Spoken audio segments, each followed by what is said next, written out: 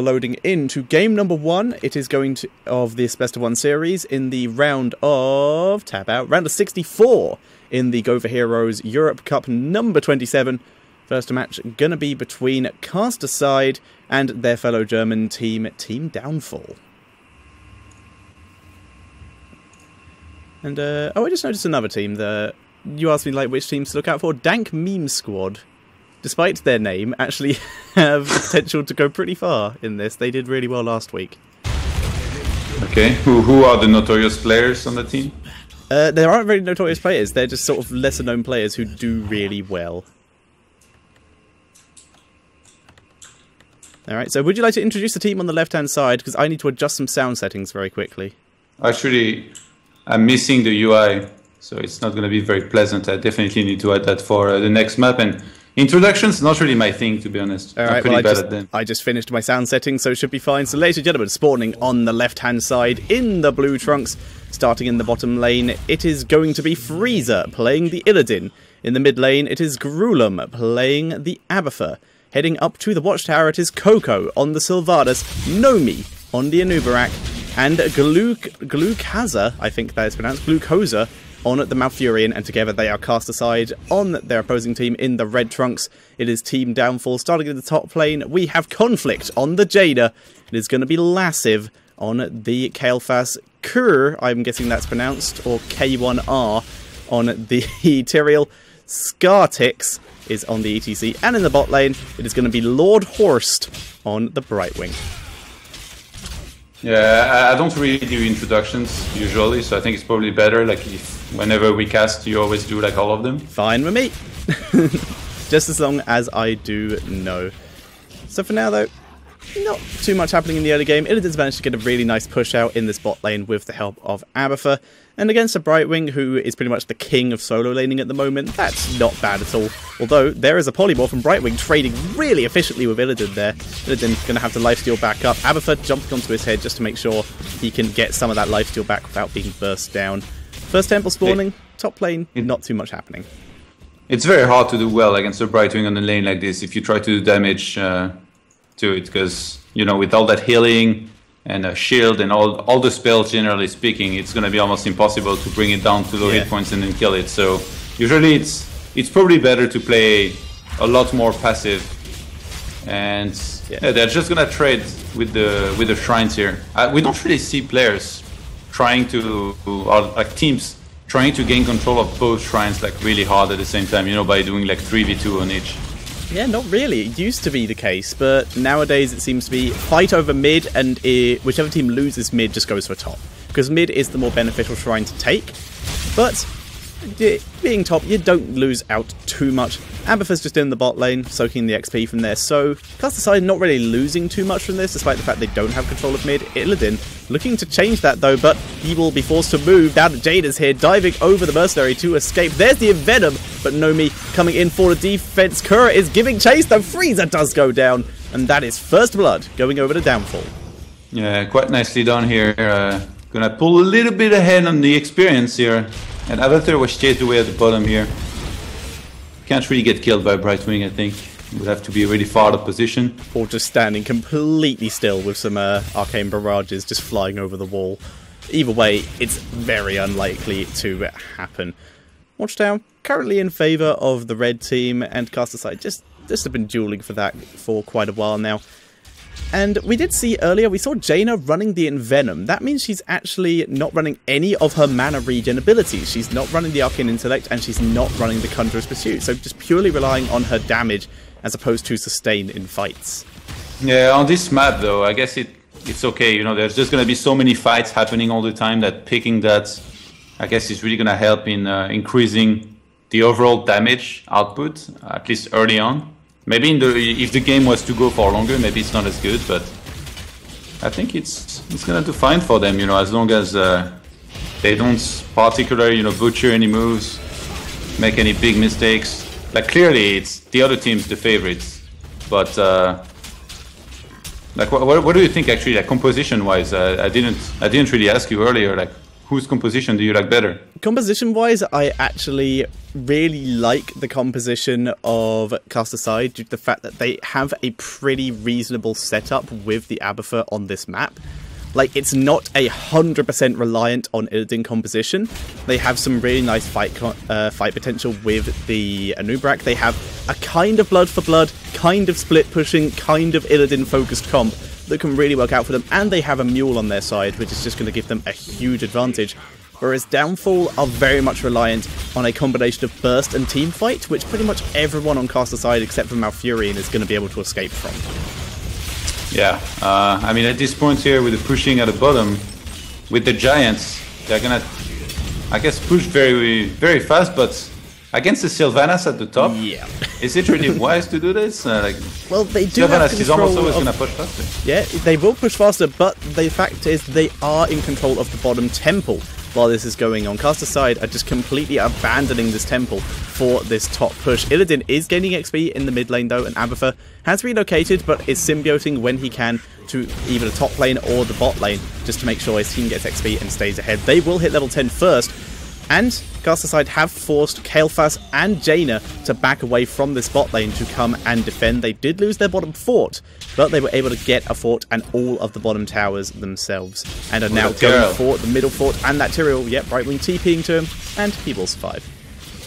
A little bit surprised that they didn't try to soak level 10 before, going for this kind of engagement. I think they probably thought they could dive TRL, kill him, and then get out, but not the case. And now, I guess the gap has been closed here, and both teams, they are going to be getting level 10 at about the same time.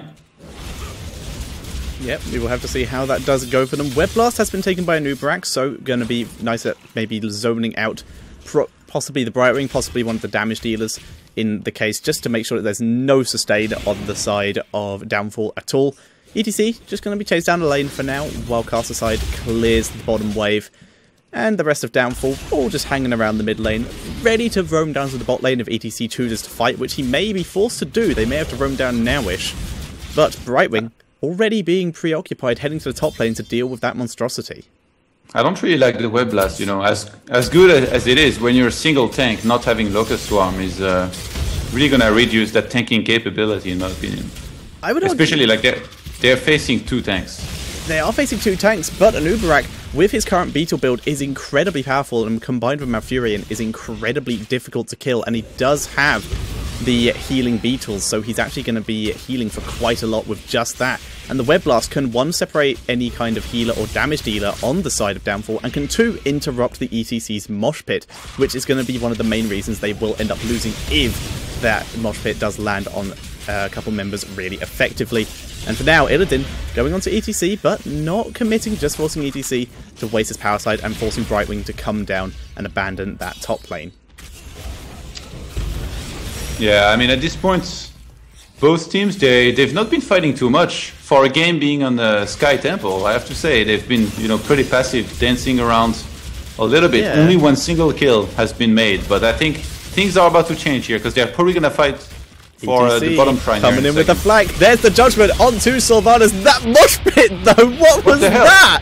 The Web Blast comes out from Anub'arak. In comes Illidan with the Metamorphosis, engaging as best he can. Sylvanas was taken out. It's the only kill of the match, but Illidan is completely wailing on the team of Downfall, but they have all turned onto him. Malfurion is not healing enough, and Anub'arak wasn't in the fight at all. Malfurion's now been separated out, getting burst down super quick. There's the living bottom of him. Abathur's trying to keep him alive, but he's pretty much doomed here, getting body blocked. He goes down. Anub'arak completely bailing and heading to the mid lane to get at least a couple shots from that temple.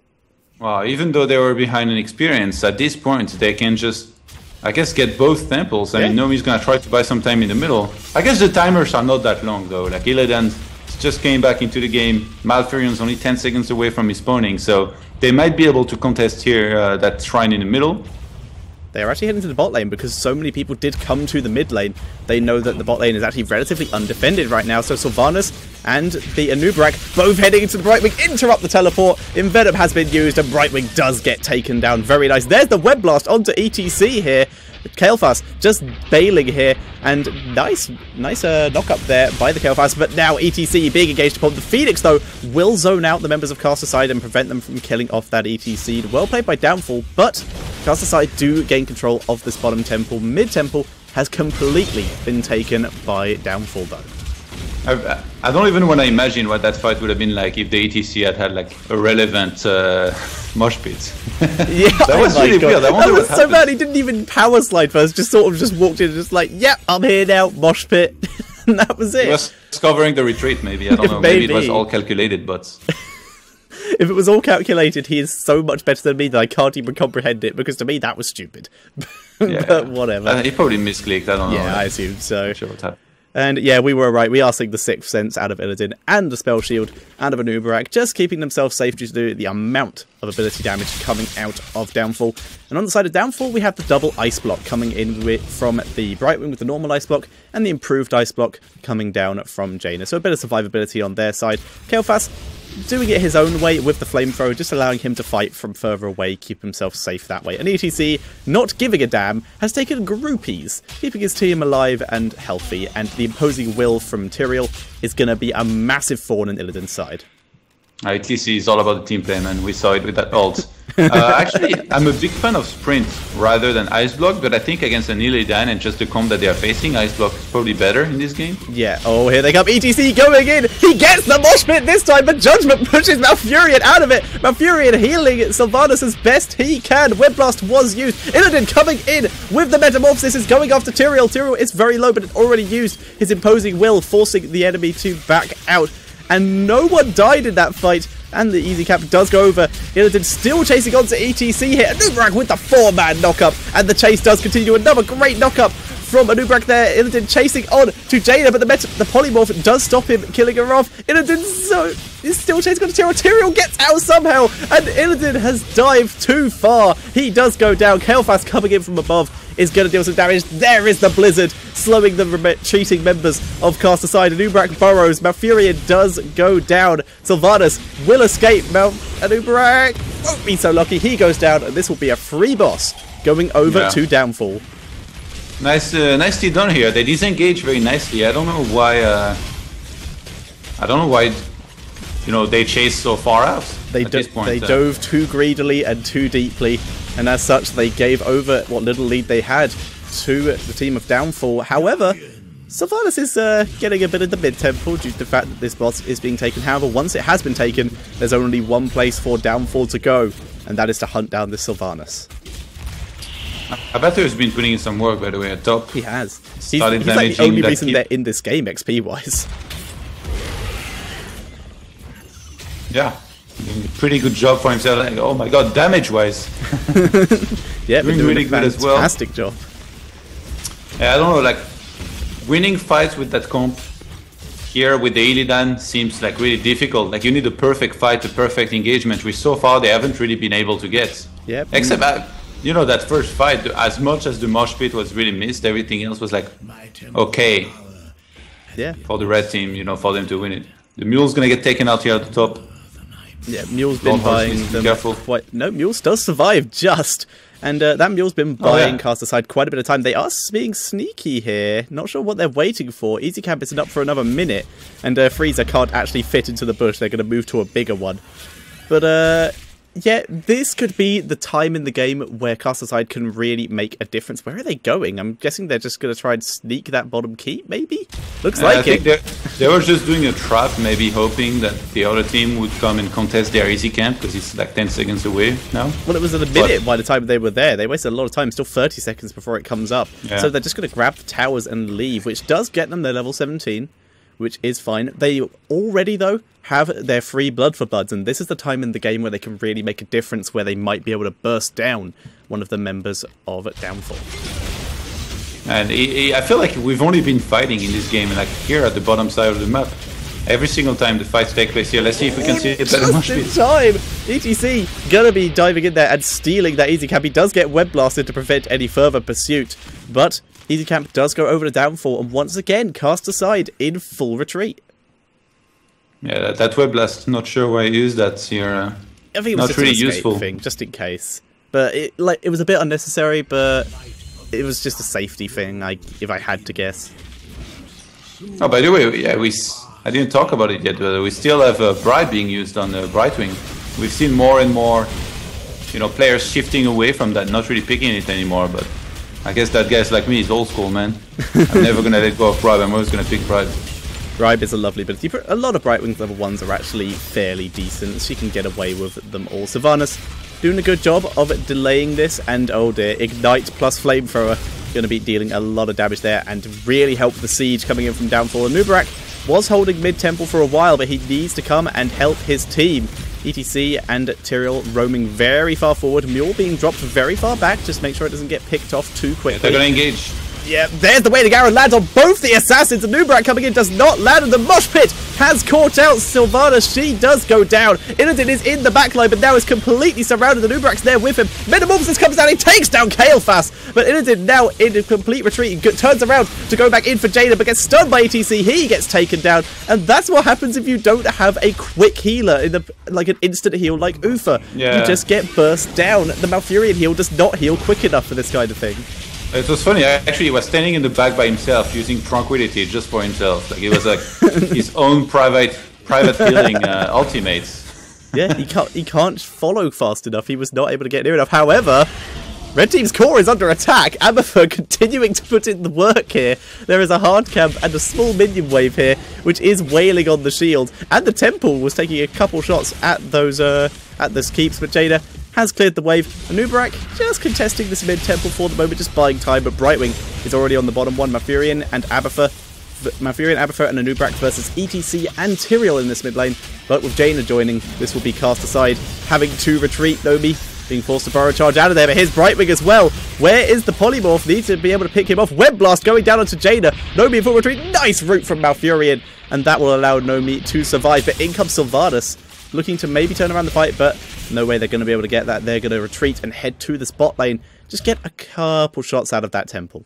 Yeah, Brightwing actually went in before shooting out of the ammo here at the bottom. I think he probably thought like a fight was about to take place and he really needed to help, but I don't think he really had to be honest. If he just stayed down there, could have used a lot more of that. But regardless, they are going to get an earlier level 20, and I think from there, they might just try to, go out there and basically get a fight before the opposite team gets level 20 as well, which will be hard because they are closing in very quickly on this. Yeah, it looks like Casterside will get level 20. Despite the fact that Casterside have basically lost every single fight since the beginning of the game, they are somehow keeping up. They're going to hit their level 20s. They are even in forts, about to be ahead in forts when this bot one goes down, seeing it's on no health. That mule has already repaired up the mid fort, and Casterside managing to keep themselves in this game by threads of their imagination and strategy here, and are just getting away with it. And Downfall looking to maybe start boss. No, just going to go for the easy camp. They should now start boss now that they can see that Casterside are all in the top lane. So they I'm really surprised actually that Casterside is not anticipating that and trying to counter it. Like, I think right now they're going to start heading down, but no, they're already going to be too late. They're just going to go for the keep. Yeah, they're heading for mid keep. Just going to greed that and just trade it. There goes the boss, and Downfall are not in full retreat anymore. Casterside changed their trajectory and have now sandwiched Downfall away from their base, but they don't want to fight yet. They do have their level 20s, so they could fight if they wanted to, but not going to take the risk.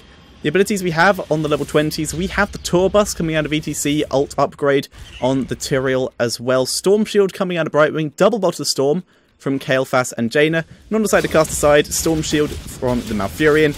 The Hardened Shield from Nubarak, going to give him that survivability. The upgraded Metamorphosis from the Illidan, Bob the Storm from Sylvanas, and Abathur going with the Hive Mind, which I think would really help here if he drops it on a noob and Illidan. And here we go. Yeah.